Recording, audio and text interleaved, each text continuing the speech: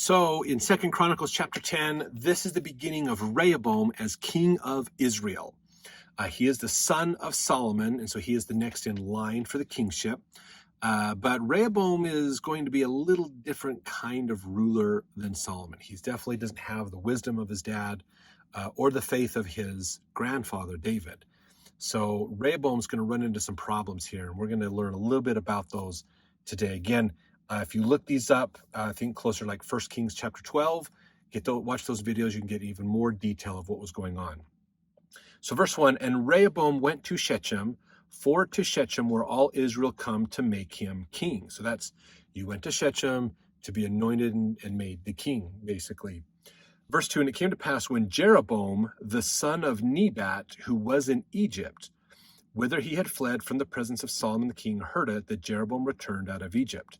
Now, just so you know, I'm going to, if you look at it, Chronicles, 1st and 2nd Chronicles is kind of the Reader's Digest version of Old Testament stuff, because they condense like Samuel and Kings into 2 books.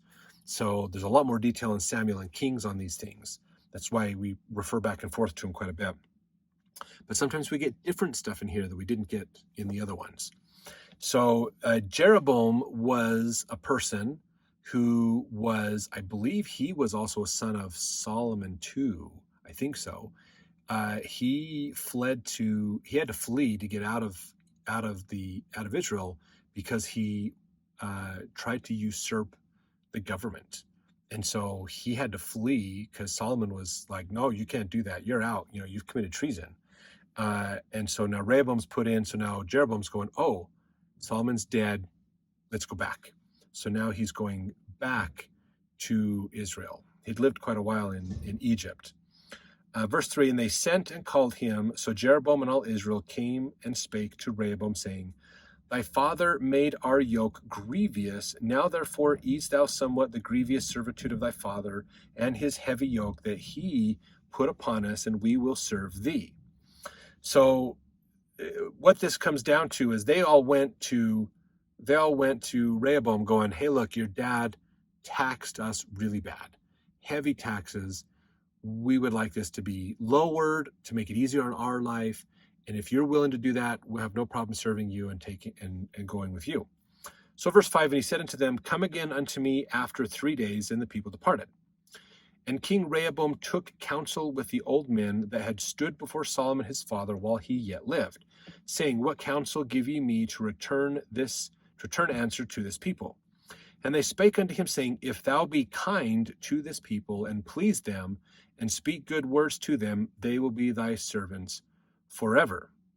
But he forsook the counsel which the old men gave him, and took counsel with the young men that were brought up with him, that stood before him. And he said unto them, what advice give ye, that we may return answer to this people which have spoken to me, saying, ease somewhat the yoke that thy father did put upon us?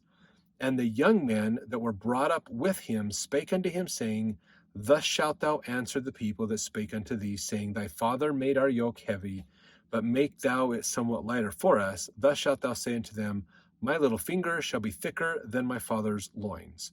For whereas my father put a heavy yoke upon you, I will put more to your yoke. My father chastised you with whips, but I will chastise you with scorpions. So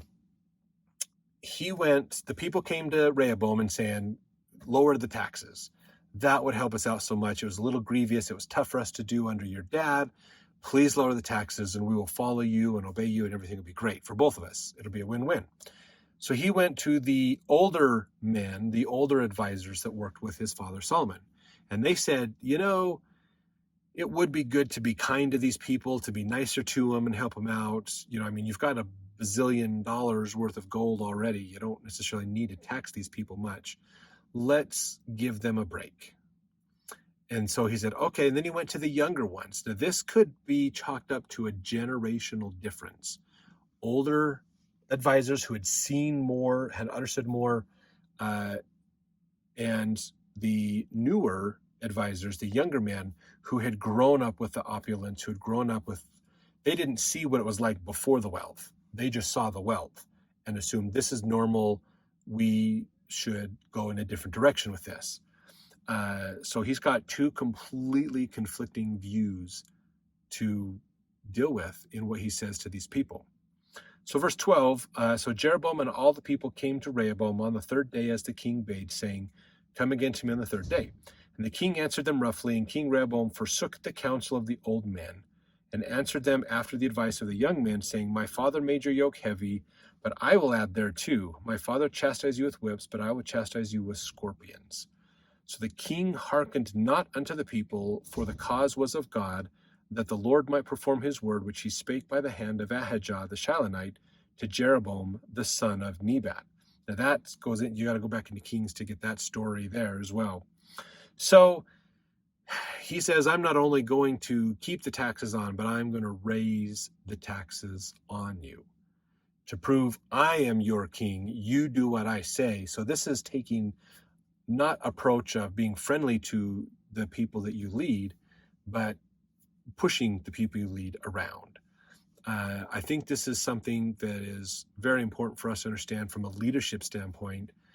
There's a challenge you have of being in leadership from what we call a command and control situation, where it's domineering. Everything has to go through you. You have to give your permission for everything. Nothing can happen without you. Down to a laissez-faire, which is like whatever happens, happens. You just do whatever you want. Finding a fine line in between there is important from leadership standpoints. And Rehoboam's deciding, rather than be sensitive to the people and working with them, he's going to teach the people by force that he is the king and he's the one that you need to rule. So not going to go well for him. Verse 16, when all Israel saw that the king would not hearken unto them, the people answered the king, saying, what portion have we in David? And we have none inheritance in the son of Jesse. Every man to your tents, O Israel. And now, David, see to thine own house. So all Israel went to their tents.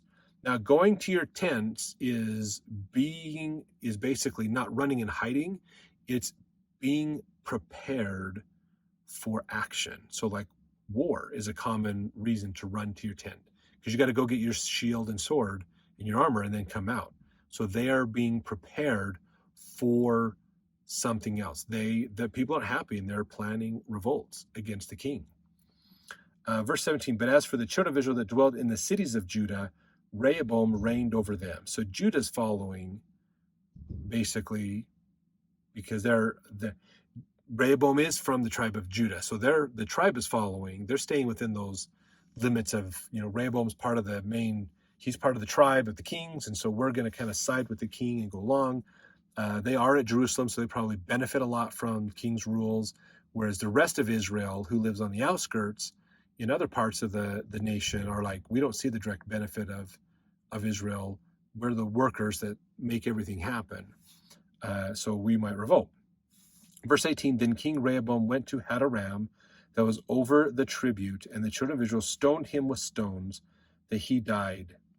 But King Rheoboam made speed to get him up to his chariot to flee to Jerusalem. So he got attacked and he fled. Basically, the people are mad. They're revolting against him because he's being a more command and control leader rather than working with the people. And all Israel rebelled against the house of David unto this day.